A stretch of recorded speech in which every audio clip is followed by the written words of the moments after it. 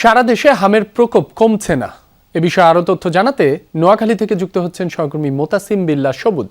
সবুজ, রোগীরা কি যথাযথ চিকিৎসা সেবা পাচ্ছেন? সার্বিক পরিস্থিতি জানাবেন আমাদের। রাব্বি, আপনি যেমনটি বলছিলেন যে হামের আসলে যে প্রকোপ বা নোয়াখালীতে হাম আক্রান্ত শিশুরা নতুন করে আসলে ভর্তি হচ্ছেন। আমি এখন যে নোয়াখালীর 250 শয্যা বিশিষ্ট জেনারেল হাসপাতালে রয়েছি, একটি হামের আইসোলেশন সেন্টার রয়েছে। এখানে 61 জন হাম আক্রান্ত শিশু ভর্তি রয়েছে। তবে একটি আসলে উদ্বেগের বিষয় বলছি যে আমরা এখন থেকে ঠিক 10 দিন আগেও এই হাসপাতালে এসেছি, তখন দেখেছি শুধুমাত্র হাম আক্রান্ত শিশুদের দেখেছি, দু একজন হয়তো বয়স্কদের দেখেছি, কিন্তু এখন এসে দেখছি যে শিশুদের পাশাপাশি বয়স্ক হাম আক্রান্ত রোগীর সংখ্যা অনেক বেড়েছে। আর আমি গত 24 ঘন্টায় এই হসপিটালে নতুন করে হাম আক্রান্ত শিশু ভর্তি হয়েছে 12 জন, এর আগে 24 ঘন্টায় ভর্তি হয়েছে 20 জন, এর আগের দিন ভর্তি হয়েছে 10 জন। তবে অবশ্যই আপনি বুঝতে পারছেন যে আসলে নোয়াখালীতে হামের যে প্রকোপ সেটি আসলে প্রতিদিনই বাড়ছে। আর আমি এই নোয়াখালীতে হাম আক্রান্ত শিশুদের জন্য দুইটি আইসোলেশন সেন্টার খোলা হয়েছে, একটি এখানে, আরেকটি হচ্ছে পাশের ভবনে ডায়রিয়া ওয়ার্ডে।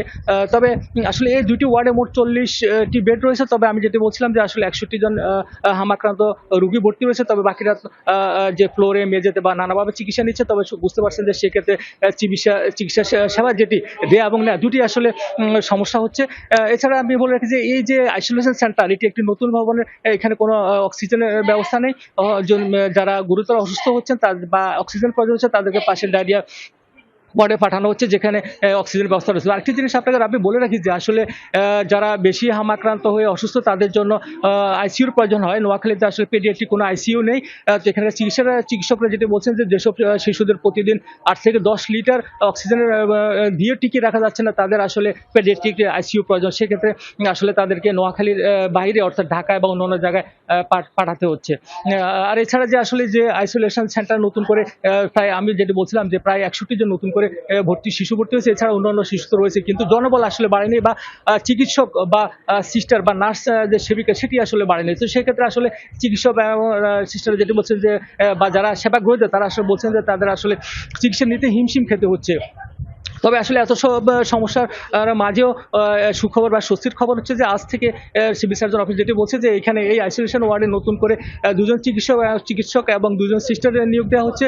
তারা এখন থেকে এখানে কাজ করবেন। এছাড়া নোয়াখালী সিভিল সার্জন অফিস যেটি বলছেন যে সারা দেশে যে বিশেষ টিকাদান কর্মসূচি, যেহেতু নোয়াখালীতে প্রতিনিয়ত হাম আক্রান্ত রোগীর সংখ্যা বাড়ছে, সেই জন্য আসলে এখানে বিশেষ টিকাদান কর্মসূচি আগামীকাল থেকে শুরু হচ্ছে এবং এটি 20 এপ্রিল থেকে 11 মে পর্যন্ত, অর্থাৎ 11 কার্য দিবস এই টিকাদান কর্মসূচি চলবে। এবং যেটি বলছেন যে 6 মাস থেকে আসলে 59 মাস বয়সী যে শিশুরা রয়েছে তাদেরকে এই টিকাদান কর্মসূচির আওতা নেওয়া হবে। এবং নোয়াখালীর যে 9টি উপজেলা রয়েছে এবং 2টি পৌরসভা রয়েছে, এখানে তাদের এই টিকাদান কর্মসূচির লক্ষ্যমাত্রা হচ্ছে প্রায় 5,05,000 শিশুকে তারা এই টিকাদান কর্মসূচির আওতায় নিয়ে আসবে।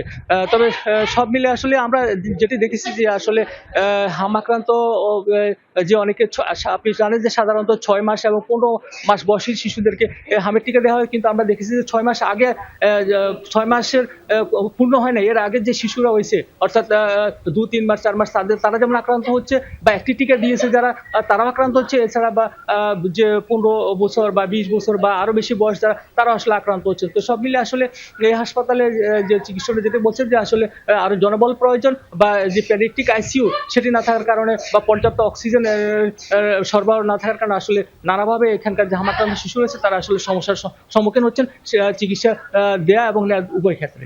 রাব্বি, সবুজ, আপনাকে ধন্যবাদ।